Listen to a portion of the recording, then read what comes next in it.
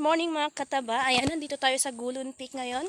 Ayan, karaniwang late kaming pumunta dito kaya hindi siya masyadong maganda. Pero pag nandito maaga ka, pag mga 4 is maganda dito.